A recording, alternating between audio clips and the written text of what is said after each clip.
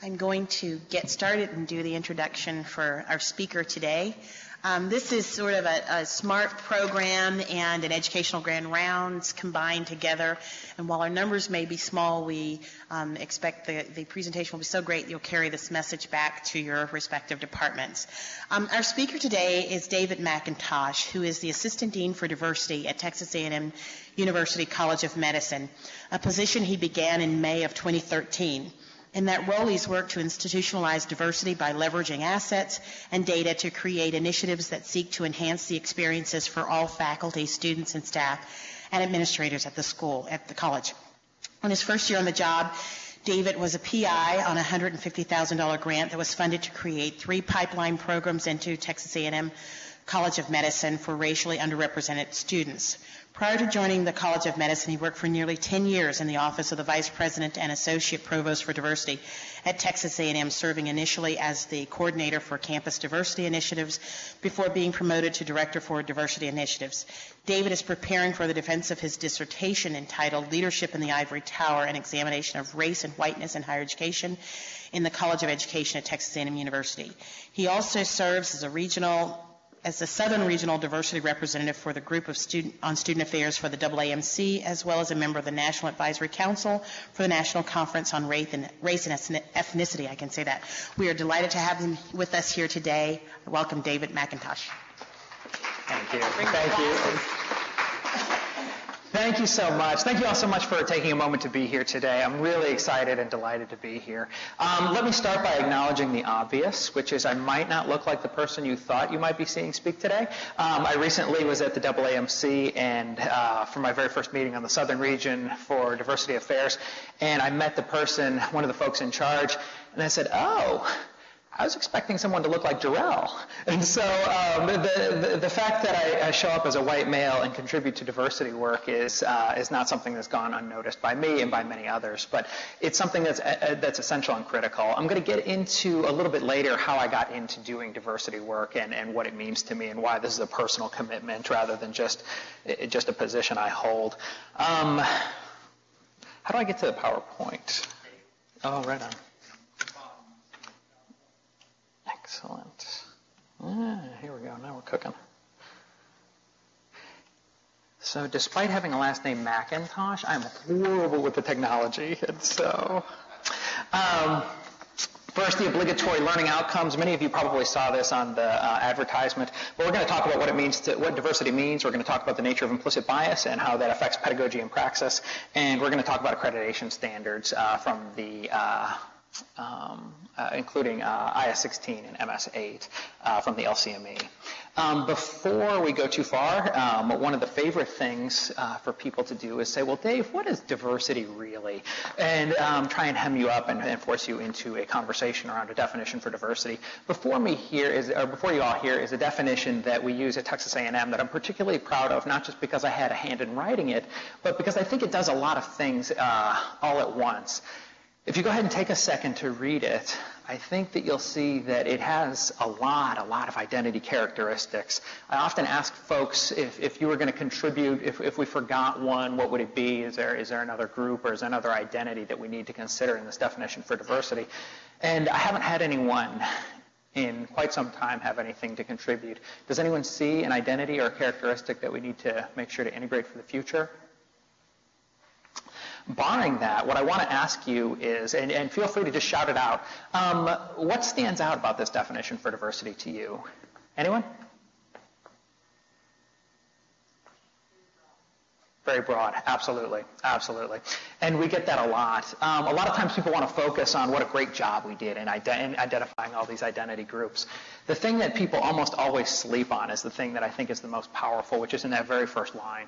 The inclusion, welcome, and support of individuals. Those are action verbs. Those are verbs. You can't be passive and include, welcome, and support folks. You have to be actively engaged in doing this work in order to truly fulfill the dream of this definition for diversity. So that is a challenge for all of us. We can't just be passive vessels and embrace diversity. We actually have to go out there and do the work. You have to actually actively seek people to include, welcome, and support support in the environment. To assume that people are just getting along great is to turn a blind eye and be complicit with the existing systems. There are mountains of data about college campuses and medical schools and the treatment of people who are underrepresented either by race or by gender or by socioeconomic status or by ability or by religion or by age. You name the identity characteristic and there's a pocket of people who are feeling not as great as they could be. So it's incumbent upon all of us, regardless of our identity characteristic, to go out and include welcome and support. So that's where I ground my work. This is an obligatory slide because a lot of people like to talk about diversity matters and it's really important, and this is the feel-good slide that says those things. You know, this is the business case for diversity, of course. Homogeneous outcomes create homogeneous solutions. We need to have a commitment to diversity to level the playing field. These things are all true, but we're going to get a little deeper than that today. Before we do that, I want to make sure and have a brief discussion about an important caveat. This work is not the fluffy feel-good sorts of stuff sometimes it gets labeled as. This is a robust discipline with empirical evidence and powerful studies that undergird it. We stand on a tradition built on by many critical race scholars, critical femme scholars, critical queer theory scholars, critical scholars from across the spectrum. So, and I'll give you an example. There was one time I was talking to a student about what diversity meant to her, and she said, puppy dogs and rainbows. And I could not have been more offended because I said, if you think that's diversity, then you're saying that this is all things to all people, and it is fluffy crap. And if it is all things to all people, it's nothing to anyone.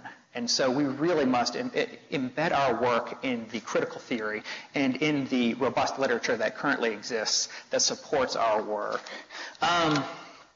If we talked to our friends over in public health, they would probably very quickly point out that the demographics of our country are changing very rapidly, and there's an impact on that for us here who are doing medicine.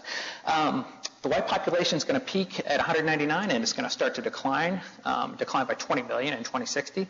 The Hispanic population will double between 2012 and 2060. The black population will rise 20 million. Asian population will double. The U.S. will be a minority-majority nation by 2043. The place where I live, Texas, the population will be majority-minority by 2023. So that's 8 years, and so that's a powerful demographic. As we like to say in Texas, as goes Texas, goes the nation. And so there are powerful implications for where we're going in terms of demography.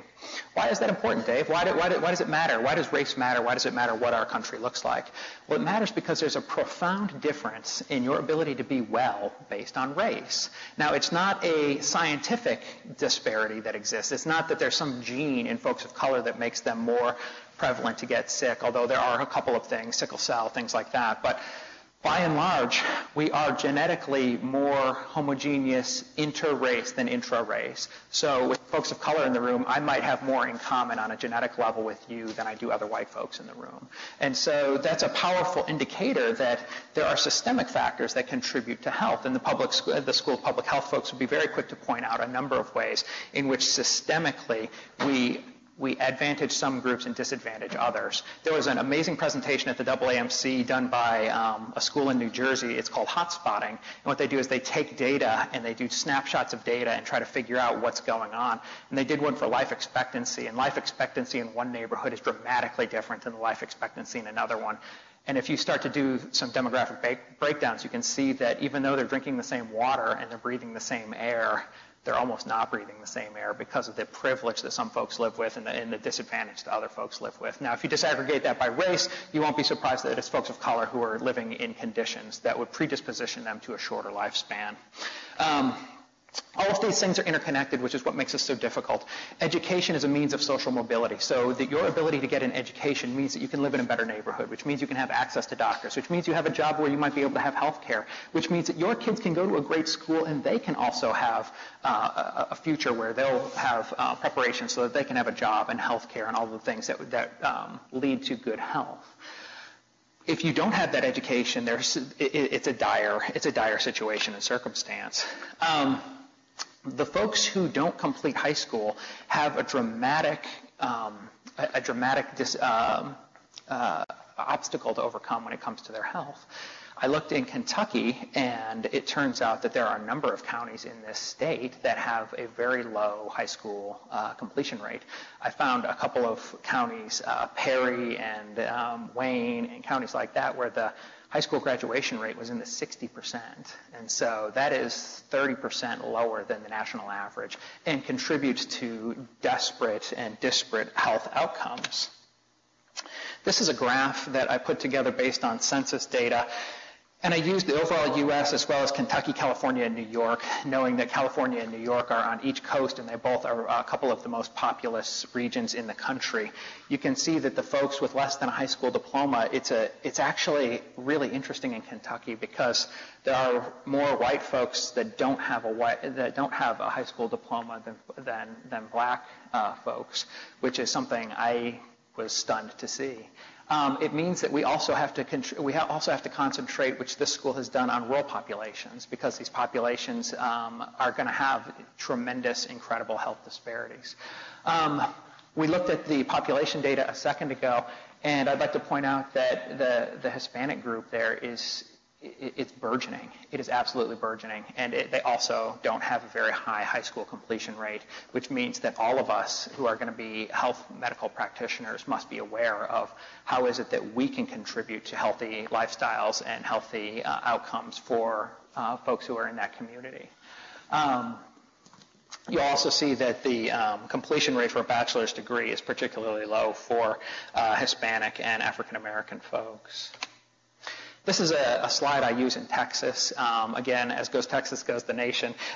This is educational attainment by race. So it's basically the same graph, except just for the state of Texas. And you can see that there are dire situations and circumstances for high school completion, which means there are going to be dire consequences here in 8 years. Actually, there's dire consequences already, but we have to really strategize about how are we going to prepare a workforce that is culturally competent enough to deal with a population that doesn't have access to the resources that white populations do and college-educated folks do. The School of Medicine here at Louisville is very impressive when it comes to LGBTQIA+ concerns. I've been very impressed with what I've read about online, and so I wanted to make sure to at least have a passing reference to this population and some of the health factors that exist for this population as well. I think that this school is off to a great start in figuring out how we can train doctors to remediate those health concerns. I think we need to make that broader, and I think we need to figure out how to expand that kind of training for socioeconomically disadvantaged folks of color, based on age, based on a number of different identity characteristics. So the Institute of Medicine, and I want to make sure that we're real clear on this, it's not your race or it's not your socioeconomic status explicitly that creates, it's not a causation, it's a correlation. And so we need to make sure that there are, because as I said, there's a myriad of factors that influence housing, employment, the ability to the ability to send your kids to good schools, and the ability to work in a job where you have health care. All of these things are inextricably intertwined. The Institute on Medicine said that bias, prejudice, and stereotyping on the part of healthcare providers can contribute to differences in healthcare. That's where we live. I don't expect you to go out and start building a housing settlement for folks who have disadvantage. I don't expect you to go out and figure out how to open a school for folks who are disadvantaged. What I do expect you to do, though, is be competent enough to work with the populations that come in your door. And this is from the Institute of Medicine, and so this is important, and it is something that's getting national recognition. So this is our imperative. It's not going to be good enough to. It's not going to be good enough for us to have medical education whereby we just bring more folks of color into the college or into the School of Medicine. It's going to be incumbent upon us to create curricular and co-curricular activities that support this type of learning. Students who are exposed to that kind of curriculum, by the way, are way more likely to go in and work in disadvantaged communities. So this is a powerful vehicle by which we can remediate health concerns. There's also another side to this, and it's a side that some of you might be well versed in. The LCME says that we have to take these issues seriously. IS-16 says that we have to make sure that we have policies and practices to achieve this diversity. Policy and practices are beyond what I think some people view as diversity. It's not the program. It's not coming here to hear Dave on a Monday morning. It's the entire structure that creates abilities and it creates the ability for a school of medicine to have a structured way by which all folks in the community grow and learn in this capacity. So structures and policies and practices are much more powerful than the individual interactions. MS-8 also calls for programs and partnerships that broadens diversity. So this is powerful stuff, because if you don't get accreditation, there can be really dire consequences for a school. Cultural competence, really quickly, based on the LCME definition, what I love is that it's faculty and students.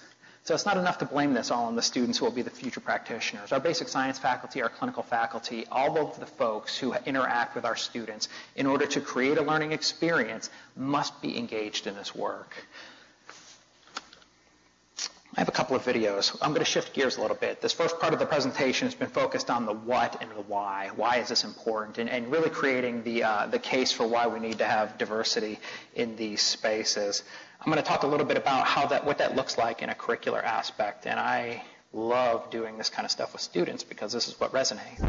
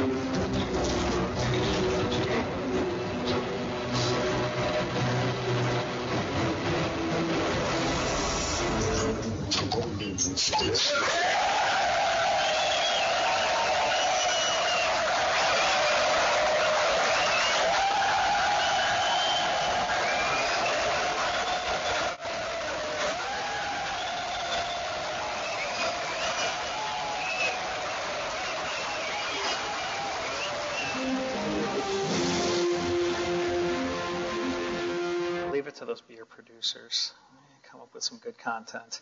I love that example because it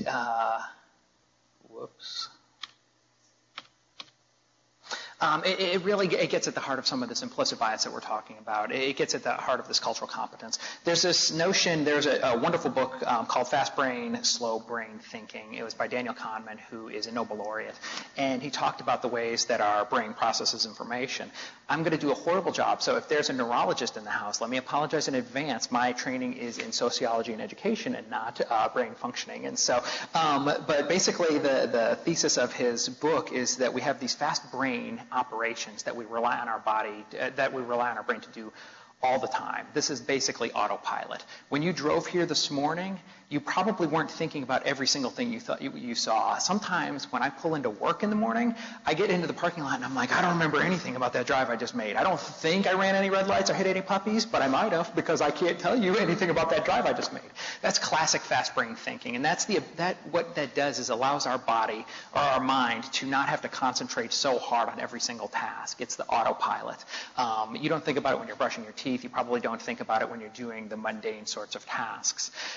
There's also slow brain thinking. Slow brain thinking is the things where you have to slow down in order to actually think about what you're doing. When you're doing math problems, for example, many of us have to slow down our thinking. When we're interacting for the first time, I'm using a lot of slow brain thinking right now as I deliver a presentation. And so there's the difference between fast brain thinking and slow brain thinking for us in this context is that fast brain thinking allows implicit bias to creep in. Now, if you're a trained psychiatrist, you know that there's some concepts, I believe it's lost the word. There's the transference where you make split-second decisions, and those are good things, right? I mean, it's the things that allowed us to probably be here today. When we think evolutionarily, if we saw a lion coming at us, we can't slow down our thinking. We had to be able to climb a tree or get out of the way fast or figure out strategies for getting out of the way so that we would be able to live. Those are tremendously important, but that's not what I'm talking about today. Implicit biases are those things that it's kind of like spyware that's been downloaded to your computer. You didn't go out to seek and learn these lessons, but they're there anyway. The particularly insidious thing about implicit bias is that it is often in contrast to your explicit beliefs. Let me say that again. Implicit bias is typically in contrast with your explicit beliefs. You pick these things up in the media. You pick these things up in interactions in the church. You pick these things up on interactions with your coworkers. You pick up all of these subtle messages, and they kind of get ingrained into your head, and then they pop out when you're using that fast brain thinking because you're not really thinking about what you're doing. The awesome thing about this is that there is a robust body of literature that describes how these things make a difference in people's lives. I'm going to briefly touch on a handful of them, but I know I need to be cognizant of time because we have a lot of content to cover today. Medical school interviews. Any medical students here today? None? Okay. This is good then because this is important for all of you who might be interviewing medical students. This study was done in Canada. They took 4 years worth of data on applicants. It was a sample of 3,000, and they analyzed the scores that people received based on the weather that day, either sunny days or rainy days. What they found was that there was a 1% difference in the score received by students who interviewed on rainy days as opposed to sunny days. That 1% difference equated to a 10% lower MCAT score. This isn't just some sort of shenanigans that somebody cooked up. Based on the sample size, there was reason to believe that something's going on here.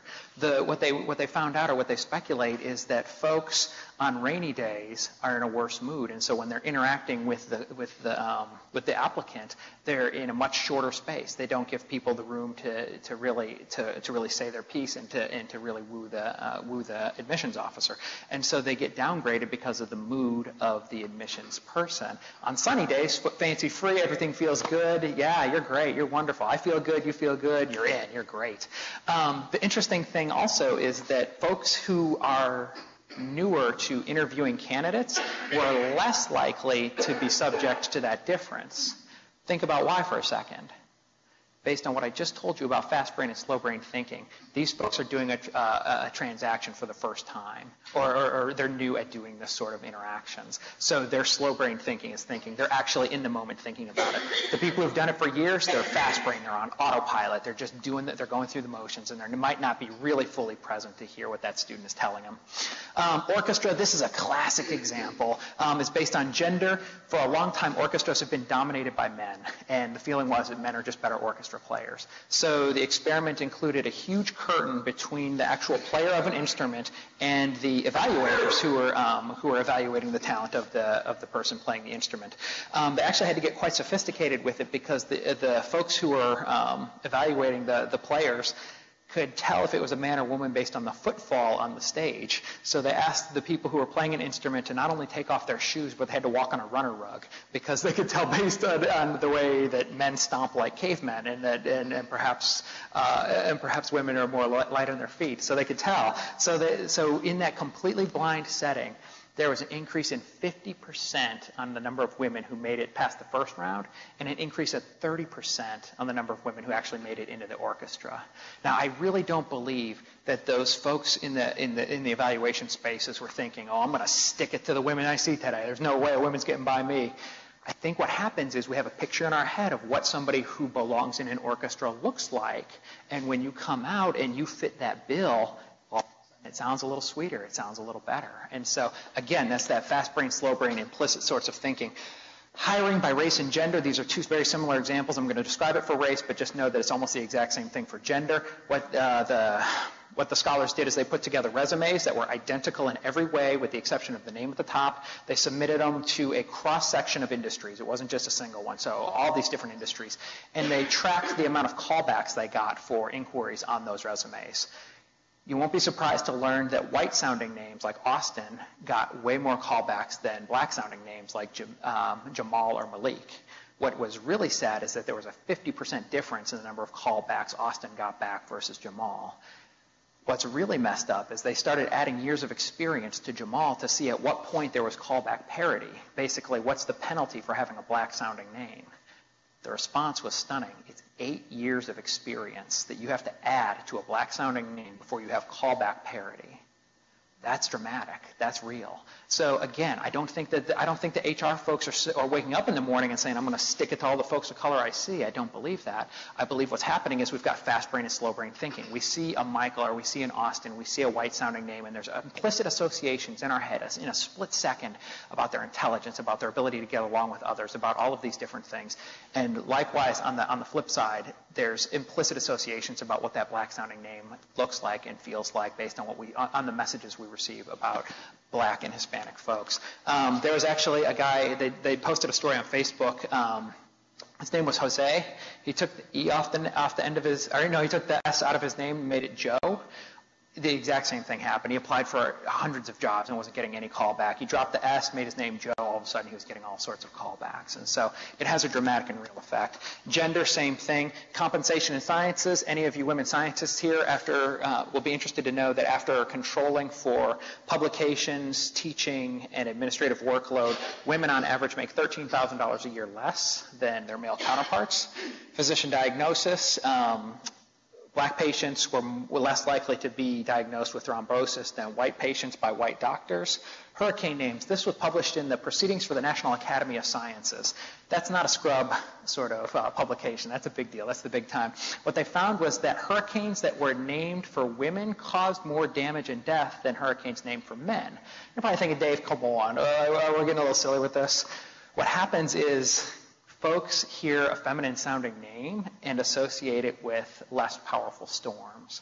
And so the effect was dramatic. And so if Hurricane Sally's coming, people were less likely to board up their house. They were less likely to leave town. They were less likely to do all sorts of things. When Hurricane Mike is coming, people get the hell out of the way. And so that's dramatic.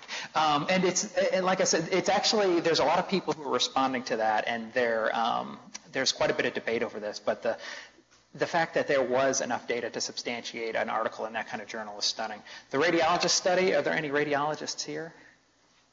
Does anyone notice anything unusual about that radiology scan? You might have a hard time seeing it from where you're sitting. I'm, again, not a trained radiologist. If you look right up there, you see the gorilla? If you saw the gorilla, you're better than 64% of radiologists who participated in this study who did not see the gorilla. That's a little scary for me. It should be for all of you all. And again, I don't think this is radiologists being lazy or anything like that. Radiologists have a very difficult job to do, and they have to analyze scans very, very quickly. And so they're probably looking in a very specific quadrant for a very specific thing, and they don't have time to look at the entire scan. The point here is that sometimes what you don't see, if you're not looking for it, you won't see it. And so, again, there's that implicit association. Anyone want to take a guess as to what you're seeing here? You can just shout it out. Flood victims, absolutely. Good. Anyone else? I'll tell you what I typically hear. I typically hear that the folks on the right are camping because they've got backpacks on. They're moving in water that appears to be moving around them. The gentleman over here, I've heard escaping, and I've heard one person, and this is a very Texan thing, but they said it looks like he's crossing the Rio Grande, which is, yeah. And so, and actually, I really applauded that person for shouting that out because it must have been uncomfortable, but she was giving us a realistic picture of what's going on in her head. So, Karen, I thank you for that.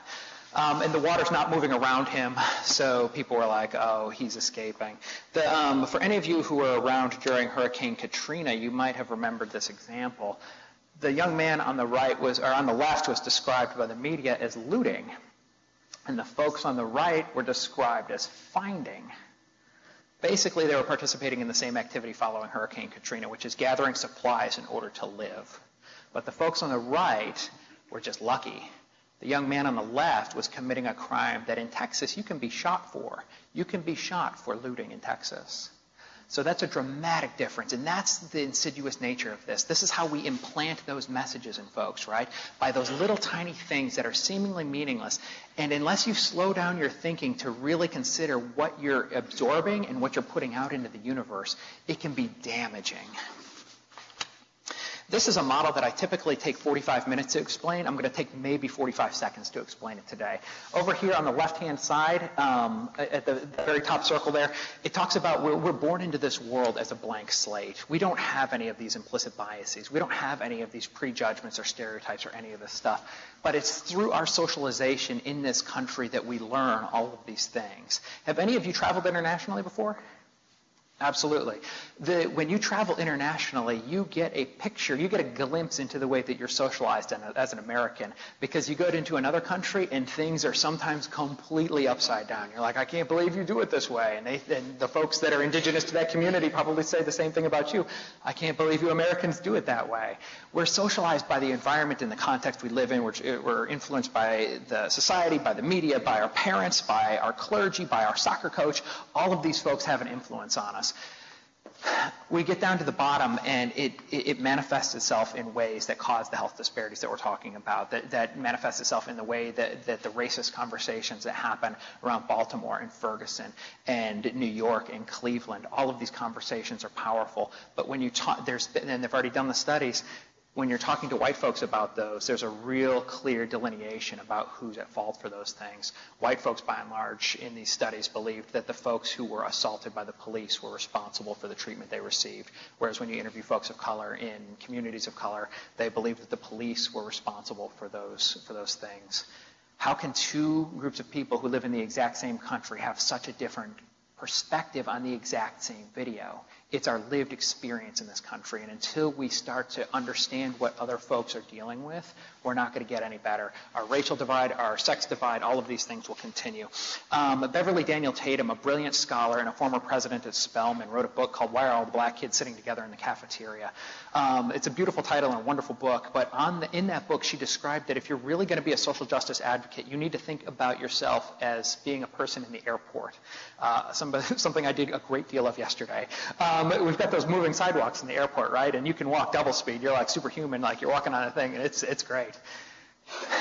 If you're going to be a social justice advocate, you need to think about turning yourself around on one of those sidewalks and walking against the grain, because that's how difficult it is to overcome all of these socializing factors that deliver these messages to us on a daily basis, both implicitly and explicitly. You actually have to work against what feels comfortable, because the master narrative is one of oppression, which is how we got to where we are today.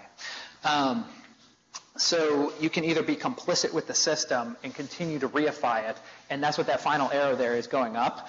When you have children or you're able to be in a position where you're influencing others, if you do nothing, you're complicit with the system, and you're creating a reifying structure that will continue to produce the exact same outcomes that we've had. I like to think about what we're doing right now when you think about race and you think about gender and you think about some of the social inequalities. I can't believe that in the 1960s we could have seen the exact same videos. We've got a lot of complicity going on in this country right now.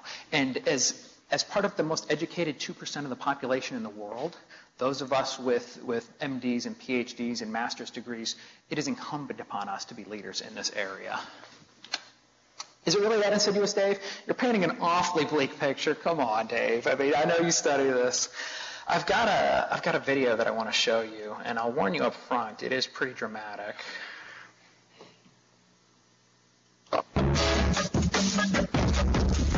Brown versus Board of Education, the famous case of desegregated schools in the 1950s, Dr. Kenneth Clark conducted a doll test with black children. He asked them to choose between a black doll and a white doll. In most instances, the majority of the children preferred the white doll. I decided to reconduct this test as Dr. Clark did to see how we've progressed since then. Can you show me the doll that you like best or that you like to play with? This one. I like that one.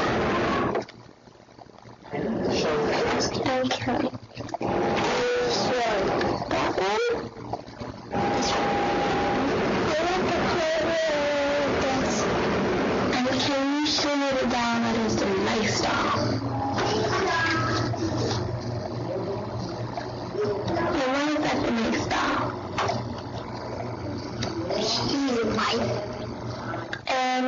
show me the doll that looks bad. Okay. And why does that look bad? Because it's black. And why do you think that's a nice doll? Because she's white. And can you give me the doll that looks like you?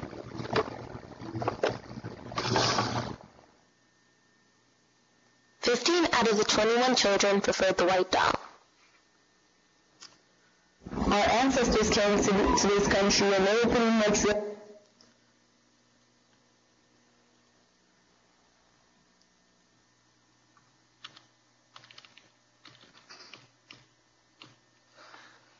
When you think about what you just saw there and the innocence involved, it should be something that almost drives you to tears. We have a group of young people that are struggling with a cognitive dissonance unlike anything I could ever imagine. They have ingrained and internalized a message that has been taught to them, clearly not by their parents, but by someone. And it's impacting the way they view themselves. And that is so damaging. And unless we figure out how to teach against this, against these implicit biases, against this fast brain thinking, against doing the things that reify these social structures, we are headed for a horrible, horrible existence. And there are so many folks that already have this horrible, horrible existence. That is such a scary thing. I'm a parent. I have 2 3-year-old sons. And to think that society values them less is absolutely heartbreaking. The thing I love about medicine and the reason that I'm here and the reason that I do this work in medical schools is that you all have a chance to impact folks in a way different way. I worked for 10 years in the Office of the Vice President and Associate Provost for Diversity at Texas A&M, and I was able to impact a lot of global sorts of initiatives, things that where we were touching engineering students and business students and all these other folks, and that was great. A lot of times the engineers get a lot of pushback. I'm a civil engineer. Everybody's got to get across the bridge, so it doesn't matter to me, and so we have to talk about, you're going to be interacting in teams and things like that. The thing I love about science, or the thing I love about medical and health sciences, is that you all are the intersection of hard science and social science. You all are interacting with people, and that interaction with people is dramatic. So I live in a shades of gray world, and I'll battle anybody on this. There's a lot of folks who want to believe in an objective reality, meaning that there is a universal truth out there and that we just need to figure it out. When you're dealing with humans, and that might well be true for things like measuring the number of oxygen molecules in this room, for example, but when we're talking about people and interactions with people, there isn't an objective reality. How do you measure the amount of love that somebody has for another person? These are difficult questions, and the nature of objectivity is problematic for this entire enterprise, right? We have to acknowledge that there has been lived experiences by others that we may not understand. We were launching our gender climate survey at A&M, and I had we're engaging the entire community to tell us their experiences about gender.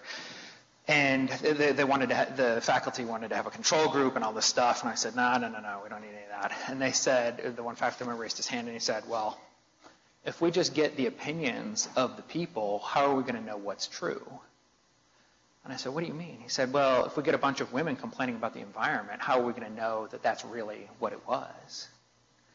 That's deep. Because basically what he said is women don't know what's happening to them, and only a man can tell the narrative of a woman. That is messed up. And that was from a trained psychiatrist. And so none of us is above this. And so I had to have a conversation with him about the nature of objective reality. Your reality is objectively your truth. And until we acknowledge that your reality is your objective truth, we're going to have a very difficult time in understanding the lived truths of other people. And that's ultimately what you are called to do. There's great science actually on this. There's a meta-scientist who just wrote a paper, not just wrote a paper, I think 2 or 3 years ago, called Why Most Published Research Findings Are False. In that study, he found that a huge number of research articles, the findings from those are non-replicable, meaning that the findings from these very highly scientifically controlled studies couldn't be replicated in the exact same circumstances and situations. Why might that be based on everything we've talked about today? I'll skip to the conclusion real quick for you. It's that sometimes people really want to see the results of this test come true. Maybe their tenure hangs on it. Maybe their funding hangs on it. I don't think that they're necessarily fudging the results, but what I do think is that sometimes you become blinded by what you really want to have happen. Some of us have probably interacted with folks who have told lies so much that it becomes their truth. It's a very similar sort of situation whereby you want this to be true so bad that you can't actually see what's actually happening in that situation.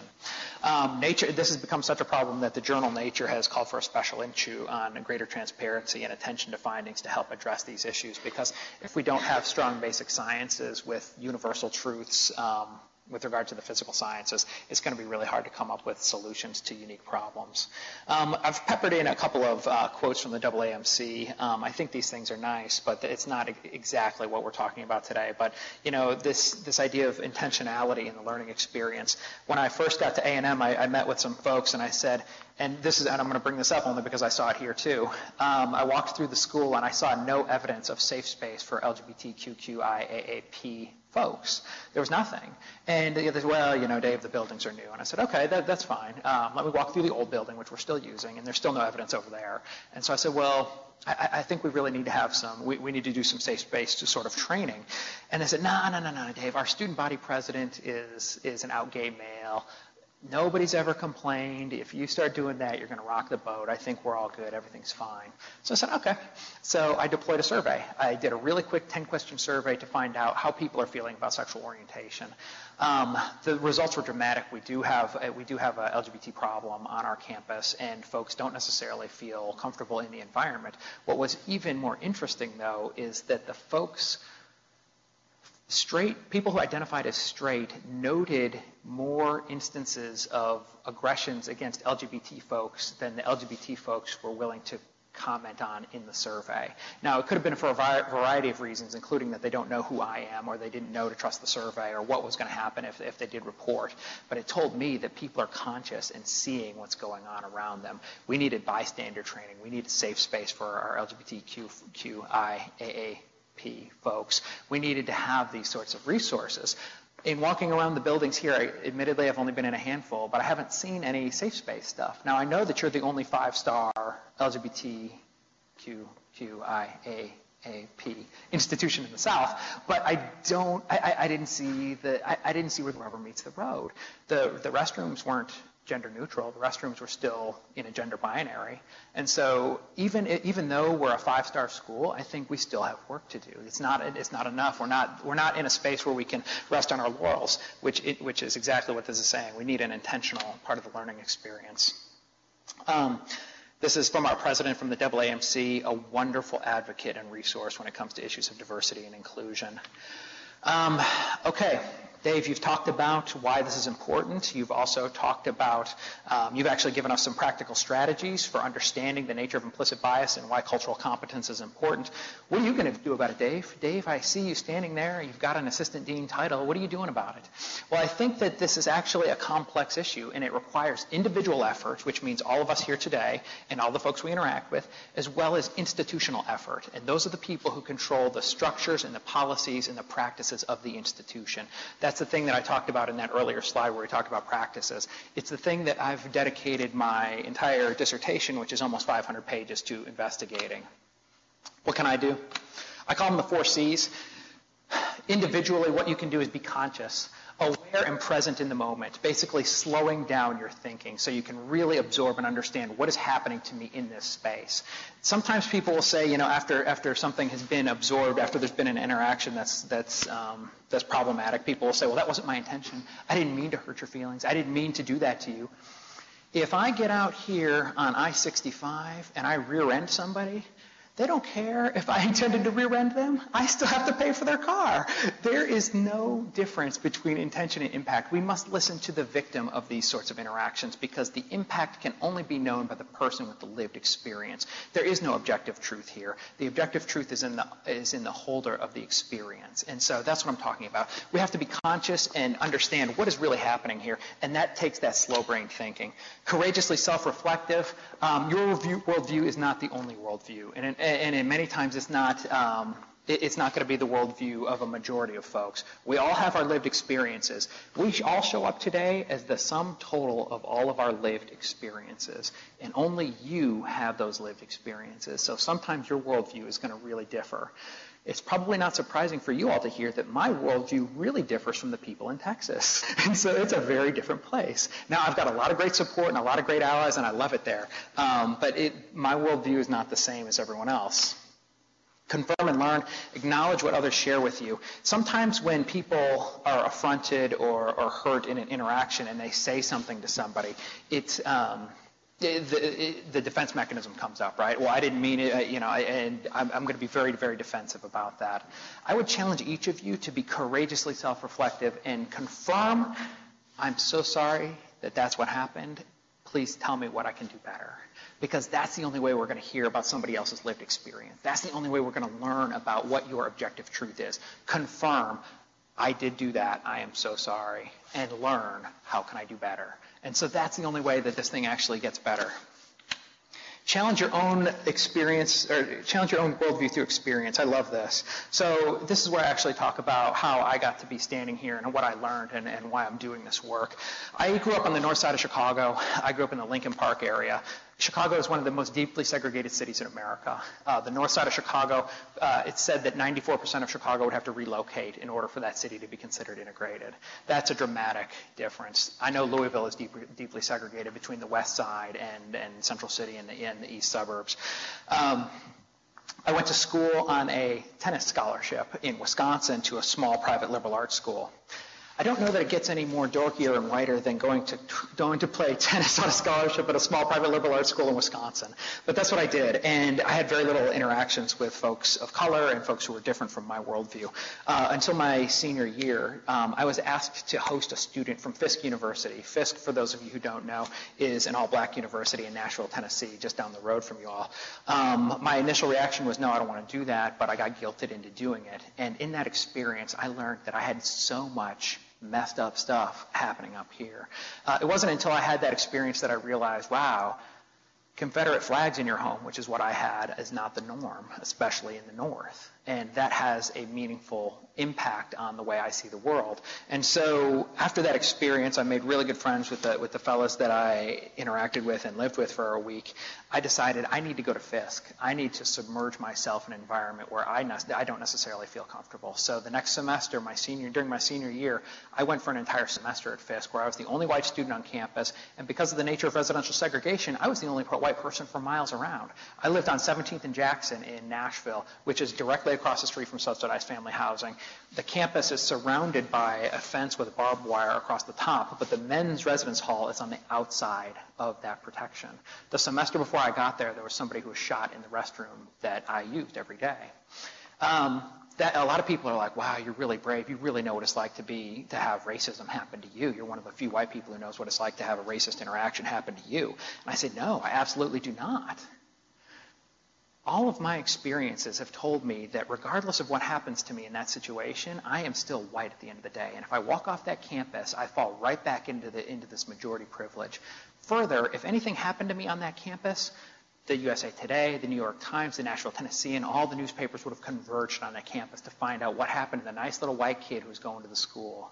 Nobody picked up the story about the young black man who was shot in that restroom the semester before I got there. That's the nature of systemic racism, and that's what we're talking about here. Also, let me say that my first job, I went back to my home campus. I got my bachelor's degree in economics. I went and worked for a bank, and I said, I can't do this work knowing what I know about the world now. I need to go back, and I need to do something that's more in line with my beliefs, more in line with social justice. So I went back and got a master's degree at the University of Missouri, and I went to Texas A&M because they have one of the most critical race sociology departments in the country. You wouldn't know it to think about it, but there's a book by David Horowitz called The 100 Most Dangerous Professors in America, and one of my faculty members is one of the most dangerous professors in America because of the way he talks about race. I said that it has to be individual and institutional. This is the institutional response. At Texas A&M, I had the opportunity to work on a diversity plan. A diversity plan is something that holds an institution accountable for diversity outcomes. This plan was highly lauded, and it was actually, we were invited to present it at the American Council on Education, which is made up of presidents and provosts of universities. We presented the lead session in 2009, which was a very exciting opportunity. We preceded only Lonnie Guinier, who was the Clinton Supreme Court Justice nominee who was turned down because she was too critical of a feminist. And so, the plan has real teeth. There's accountability, climate, and equity. Accountability asks units to count and respond to their presence data. This is head count data. This is typically really easy to gather, but we also ask you to gather it for your peer institutions, both your aspirational peers, the schools that you want to look like, as well as your regional peers. Who else is in the business doing it in your area, your neck of the woods? We also had to do that for faculty and students, and then for staff, we had to gather peer and pool hiring data. So the pool data means that, so if we're looking for, let's say, an administrative assistant, you don't launch a national search to get an administrative assistant. You launch a local search to get an administrative assistant. And so there's pool data that's gathered for regions. And so we had to compare our data for who gets hired to pool data for our region, for our couple county area around the campus. Climate is critical. Every university does this. They have these climate surveys they launch, and they try to understand what the experience is like for the folks who go to that school. We had that robust list of identities at the beginning is what we actually gather climate data about, and then you're responsible for reporting what action you took to remediate the things that you found. I'm going to talk about climate again here in a second, which is why I'm skipping over that pretty quickly. Equity means collecting data on processes. There are a number of processes that implicitly advantage some groups over others. When you think about the nature of startup and you think about the nature of salary and compensation, that study I just cited a minute ago, who gets moving expenses paid for and who doesn't, who gets the lab space required and who doesn't, who has the professional development funds and who doesn't. And so the equity component of our diversity plan asks you to examine and investigate different aspects of the institutional policies within your college or administrative unit and do a study to make sure that it's equitable to all people based on race and gender and sexual orientation. And when it's not, because they almost are never completely equitable, you have to have a plan for remediating those issues. So climate assessment, this is one of the things that I've developed a real passion for. In the traditional paradigm, what happens is we either we do it locally or we ask one of these mega search firms or one of these mega assessment firms to come in and do a huge assessment, and it's usually 200 questions, and it engages you on all of these myriad forms of identity. And those are really problematic because you get a 15 to 20% response rate, and everyone's doing high fives and cartwheels for 15 or 20% because who's going to sit there and do 200 questions worth of this stuff? It takes a year to analyze that data because it's such a robust data set with 200 questions times 3,000 or 4,000 or 5,000. It just takes forever to do it. And then when you do finally get it analyzed, when you ship it out to the community, people are like, that data's too dated. That's, a quarter of our students have graduated since you gathered that data. And the sample isn't representative of my college or my administrative unit, so I don't even know what to do with it. So every 3 years, Texas A&M launches another one of these things. And so there's an assessment year, there's an analysis year, and then there's a year where everybody hems and ahs and wrings their hands about what they're going to do with the data, and then they just wait for the next cycle to begin. And essentially what happens is these climate assessments end up collecting dust. What I said was, we're doing this completely wrong, and nobody who does assessment would believe that that's a good snapshot, because how many factors over the course of 3 years influence the way that you feel about your institution? If you think about how long you've been at Louisville, think about the last 3 years and what influences your stuff, your perception of the environment here, and how would you fix all of those things? I said we've got to assess people quickly and we've got to do it often. So what we do is we have an iterative cycle for assessment. We ask 8 to 10 questions at a time, and we do it based on identity issues, and we do it every couple of months. That does a couple of things for us. We can ask 8 to 10 questions and have it analyzed in a month. We can turn around and publicize it to the community. This is exactly what we found. And we can do the thing that no university in this country is doing that I'm aware of, which is publicize a response to what we did about the messed up stuff we saw in that survey. We've done this. We've been through 2 iterations now, and I've learned a ton. What we do is we load these questions onto iPads, and we stand at the elevators when people are walking in at the very entry of the School of Medicine. And when they're walking in, we've got donuts and coffee and juice. And we're like, hey, if you've got 2 minutes, we'll give you donuts and juice. And they do. Almost everybody does. They've got 2 minutes to give us for donuts and juice. And so in the first iteration, we had a little over a 50% response rate. And in the second one, just under 50%.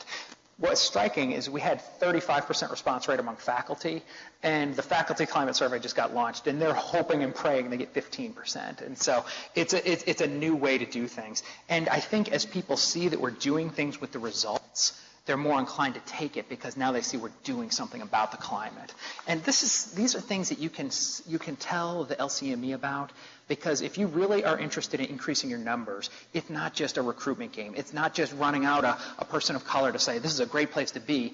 It's about making sure that everyone feels included, welcome, and supported, that very first slide about diversity, so that people really can succeed in your environment. Because unless you address that, you're bringing people in to fail. You're bringing people in to have a horrible experience at your school, and you're complicit with the system for not figuring out what the heck is wrong there. This is an example of the infographic that we used. So this is how we advertised to the campus community. We blew these up on big poster boards, and we put them throughout the College of Medicine. And it tells the story of what's going on here with regard to LGBT. And then right here, here's our College of Medicine response. That's where we closed the loop on this. Second example, so we had 2 different posters that we put together.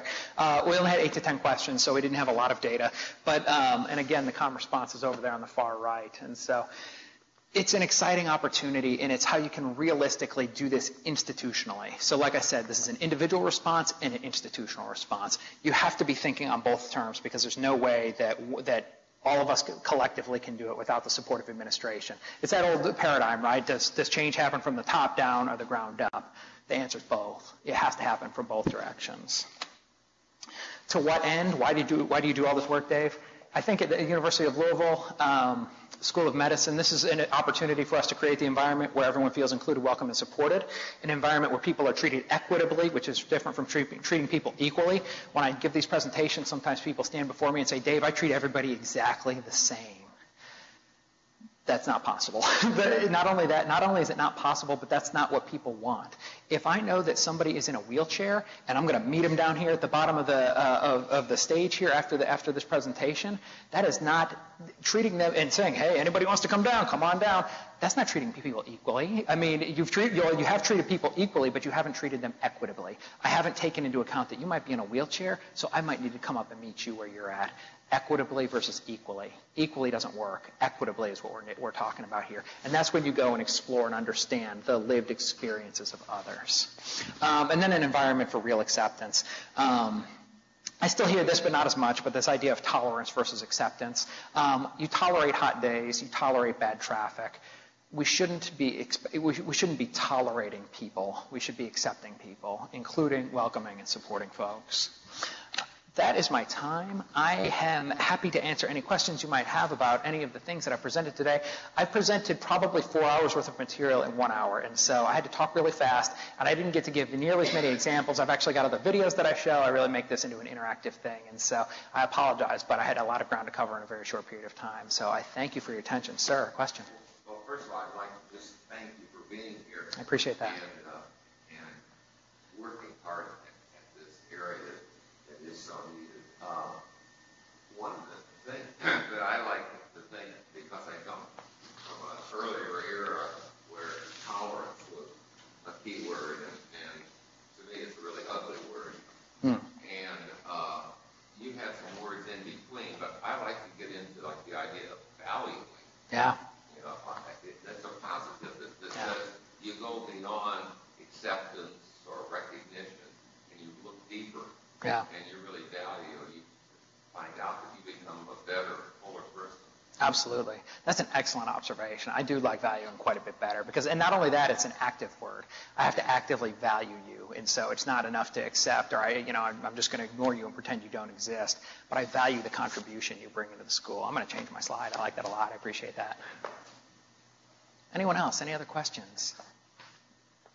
I really appreciate you all being here and all the happy head nodding that I saw, and so I could see that you all were engaged with the material. I'm just delighted to have been here, and speak at this esteemed school, and I'm really proud of the things you're doing with the LGBT population in particular. So congratulations to you all on the work that you're already doing. And so I'll stick around here for a couple extra minutes in case somebody does have. Yes, ma'am. I just have a question. When you were mentioning about inclusive spaces, the Yes. only example that I heard you give was about a non-binary restroom, but what other sorts of spaces would you consider to be welcoming or comfortable? That depends on the campus, and so it depends on what the needs for that campus space are. For us, it's really important that we call them Aggie allies, and those are the folks that are safe space trained. And so for us, it's important that those are visible on people's doors. So if you've gone through the three-day training module, then I want you to put that thing on your door that says, hey, this is an inclusive space. And the more of those that we have our candidates see and our students see and everyone see, the more powerful the experience. I wanted to... Okay, so maybe that's why. Yeah. Okay. No. We're going to do something else. Good. Good. We're going to do a different symbol, and so we've taken the triangle down. Excellent. We haven't received our new Okay. symbol yet. Okay, good. Well, that's encouraging, and that actually helps me sleep a little better, because I was like, this place is supposed to be 5-star, and got nobody with safe space training. Well, and the triangle is problematic for the obvious reasons that it was used in internment camps in Germany with the Jews, and so it is deeply problematic. I think that when you have those issues rising to the level of being a part of a dean's executive meeting, and it's part of the ethos, it's part of the education that you all receive, and you all are doing that. I mean, God knows you guys are doing that. You're the first school, the pilot school for this new initiative.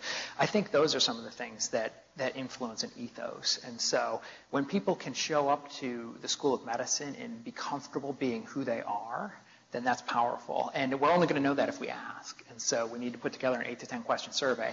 Where are the safe spaces on this campus, and what are the spaces that need remediation, if any? And if we don't, hey, let's go to the conferences, let's publicize what we're doing here, let's make sure, let's sing it from the mountaintops, because we got something special going here. I wonder how to, because we are, a majority white school, very much. So how do we extend that same effort toward people of other experience and of other background, not just focusing on LGBT? Absolutely. Yeah. Yeah. But how do we extend that to our students of different nationalities, of different religious backgrounds, of different cultural backgrounds? I think, and this is going to sound like a cop-out, but I promise you it's not. I think that all of those things are contextually specific.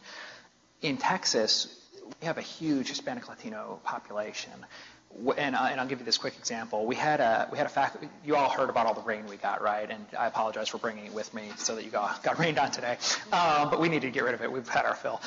We had a faculty member come into a classroom just last week, or 2 weeks ago, I should say, and make the comment, "Oh my gosh, I am literally a wetback." Now, that's problematic anywhere, but it's particularly problematic where we live. There was a report immediately filed on him. We record all of our sessions because we have a student with hearing impairments, and so it's on video. We've got him saying it, and he's tried to back his way out of everything. And so a very powerful person in our college, who will remain nameless, came to me and said, "Dave, do we fire him? I mean, do we need to fire this guy?" I said, "No, I don't think we do. I don't think you're doing him any service, and I don't think you're doing the students any service, because now we're down a faculty member, and you haven't taught him what was so wrong about that. What you did was tell him what you said was wrong, and I'm going to smack you down so badly that you're never going to want to engage these issues again." I met with him that week, and the funny thing is that he's a really super left-leaning person who's really committed to social justice. He's like, my mother was an educator, and we educated the only black children in town for years and years and years and years. He thought he was making a joke. And so what we did is I downloaded an article, and I asked him to read it, and we came back and discussed a week later. And he's had a wonderful open mind about trying to figure out this is why this is problematic, and this is why I should be committed to this stuff. I asked him for a commitment to work with me on helping to develop initiatives for other faculty members to also understand what he now understands. I'm taking that lemon and trying to make a systemic structure that will impact generations to come in the College of Medicine.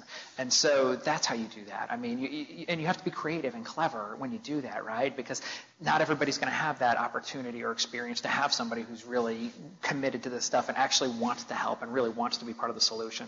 So the first thing he did was write a letter of apology and explain that he's working with me and that he read an article and that he's open to conversation in the future because the report was submitted anonymously. And now he's working with me to develop other faculty initiatives. And so how do you do it? It depends on the context. And so, your population is got opportunities, I'm certain of it. And so it's going to take us listening to the lived experience of the folks in this community to understand where our opportunities lie. But excellent question. Any other questions? Yes, ma'am.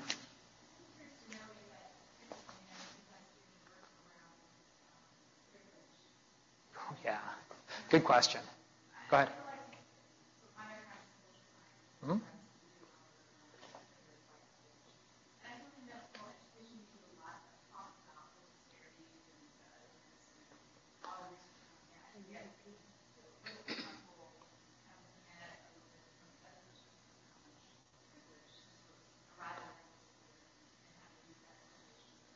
Absolutely. Excellent question.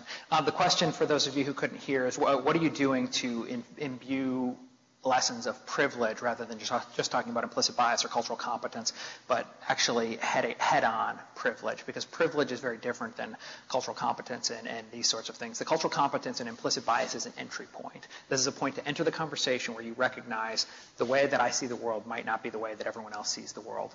The next step in that iteration is talking about privilege. You walk into these spaces with identities that carry with them implicit and explicit advantages or disadvantages, and what are you going to do in order to account for those in your decision making, account for those in your conversations, and really work to create systems and structures that seek to dismantle privilege. Now that last part is very, very difficult, and a lot of privileged populations don't want to engage in that. They don't want to say that there is privilege that exists. I'm here because of my own work. The bootstrap model. I love that conversation, because then they'll tell. I've got folks, and I'm gonna pick on white folks. I'm a white person myself. They'll say, my parents worked for generations, and my grandparents worked for generations, and that's how we got the accumulated wealth we had. That's great, and I have no doubt that they did work hard. But you know who else worked hard?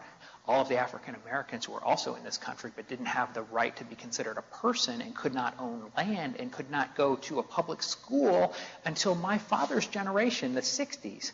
That's not that long ago. You had a 400-year head start plus access to education and access to all sorts of land grant privileges. In Texas, we gave away land. If you were white and you applied for it, you could have acres of land.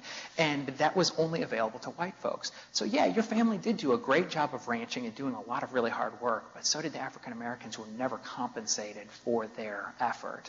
And so we can have this great historical discussion about where does privilege lie, and where is your space now to help remediate those privileged spaces. But I agree with you wholeheartedly.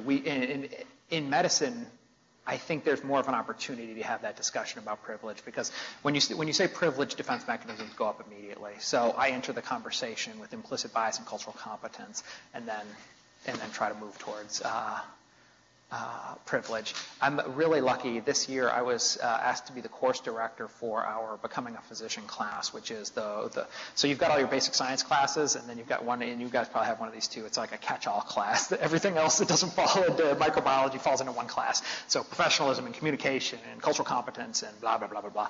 So I am now the director of all of our cultural competence education in the College of Medicine. And I belly ached and moaned, because they used to give me a 3-hour lecture, one 3-hour lecture, and I could only have 10 pages of reading assigned. And I said, this is the worst thing ever. You guys stink. This is awful. And so then they cut me to 2 hours. And I said, you know what? I'm out. Good luck with this. I'm not doing it, because you're not going in the right direction. And then I brought data. The AAMC has medical missions data, and we're in the bottom 10% for cultural competence at A&M. And I said, you know what? If you don't want to do it, get ready, stand by, because the LCME is going to have an opinion about that. The AAMC has a new thing called Core and Trustable Professional Activities. Good luck with those too, because you're not going to be fulfilling any of those without some sort of cultural competence training. They did an about face and said, Dave, we need you to speak every week to everything. We want you to come to all of the classes. And I said, I've actually got a grant, and I have 3 pipeline programs into the college. I run an assessment. I run a diversity plan. my plate is full. How about I train you to do these things? Because ultimately, you're the ones who can make the difference. I need everybody speaking this same. We need the whole choir singing. It can't just be Dave that we call in for every single thing.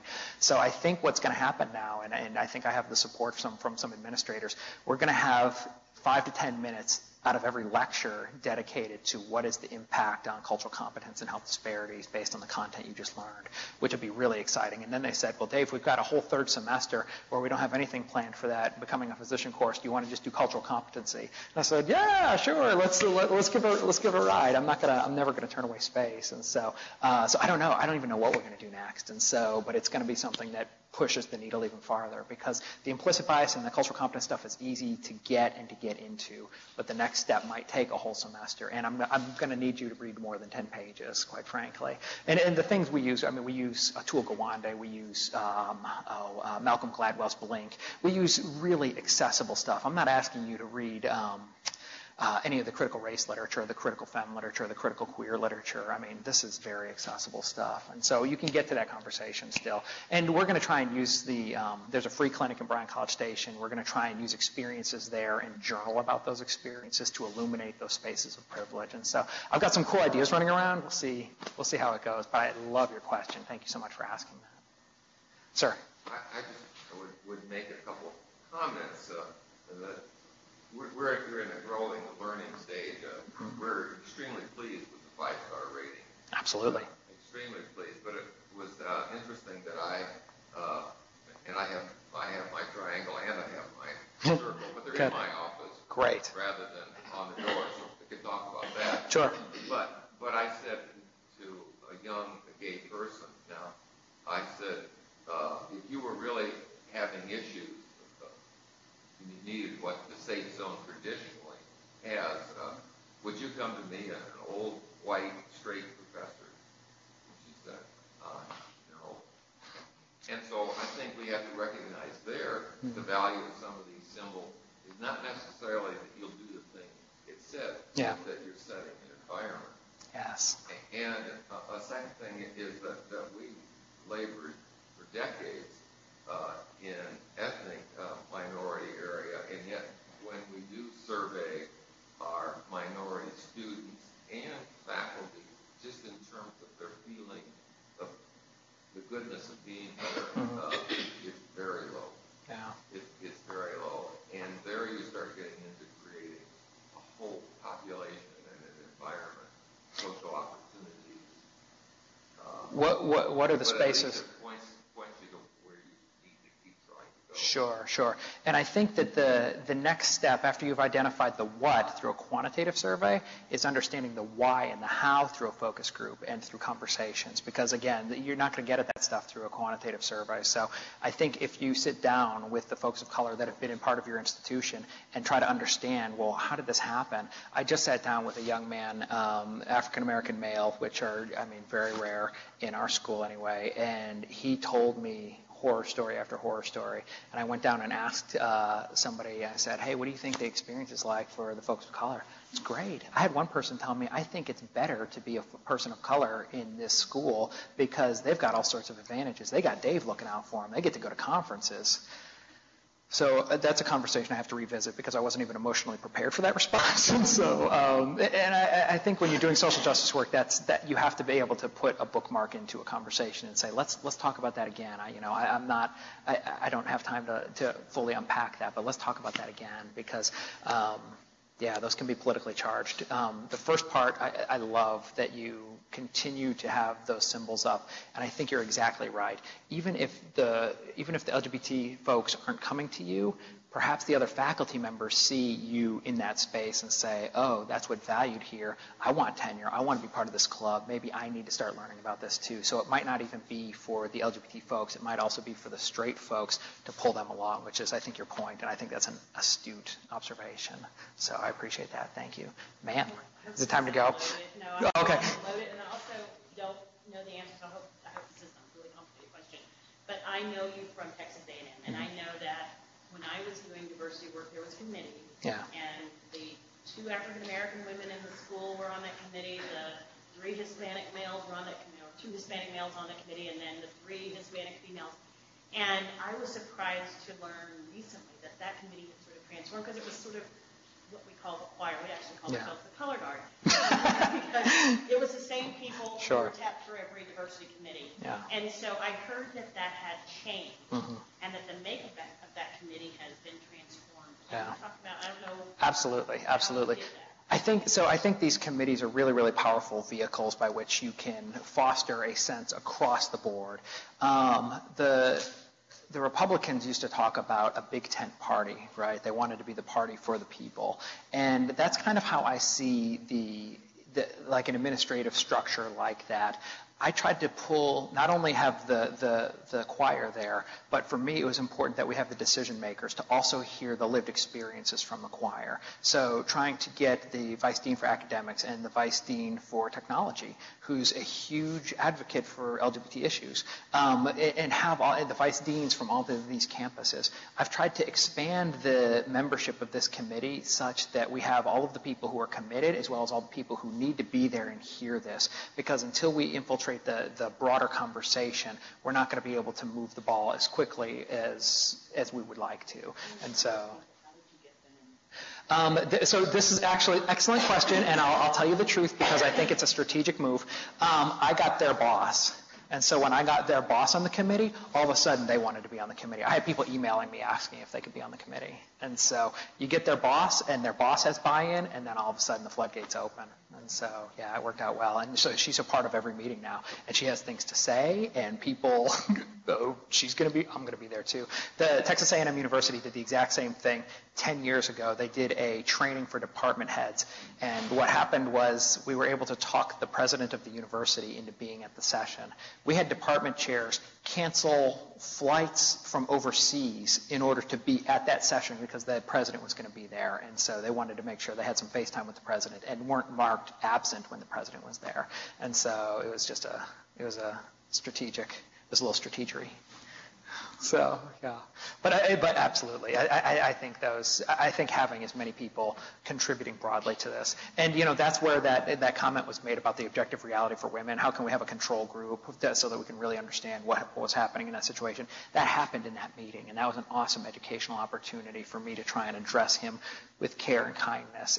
But the women in the room, I thought they were going to punch him in the face because they all read the sub-narrative. And so, but he was a white male, and sometimes I think that in that space, I can approach perhaps maybe, and this is an implicit bias, but I think that at times when I say something like that, it may be heard differently than if somebody that doesn't look like him says it to him. And so when I said that, there was I'm going to have to think about that, as opposed to defense mechanisms immediately popping up and saying, well, you're outrageous, you're crazy, and things like that. And so, yeah.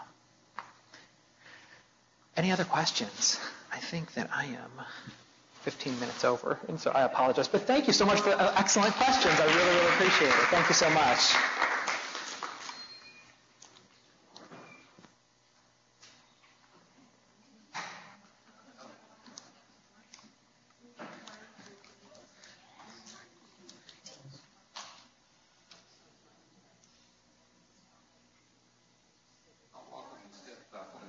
Perfect. Yes. Oh, you're going to come? Okay.